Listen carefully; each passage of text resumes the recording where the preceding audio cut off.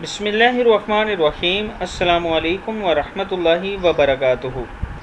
आबिद राजा channel की तरफ से आज मैं अपने दोस्तों को बहुत ही प्यारा अमल बताऊंगा। उससे पहले मैं अपने तमाम दोस्तों से गुजारिश करूंगा कि अगर आपने अभी तक मेरे चैनल आबिद राजा को सब्सक्राइब नहीं किया तो ज़रूर कर लें ताकि डेली आप तक अच्छी वीडियो पहुँच सकें।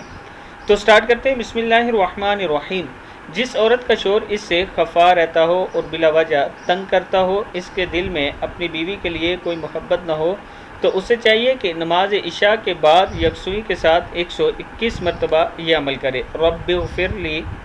रब्बिग़फ़िरली वतुब अलैया इन्नका अंतत तव्वाबुल गफ़ूर। क्या है? रब्बिग़फ़िरली वतुब अलैया इन्नका अंतत तव्वाबुल गफ़ूर। अपने इस अमल पर हमेशगी रखें, इंशाअल्लाह क़यामत की तवज्जो चंद ही दिनों में हासिल हो जाएगी।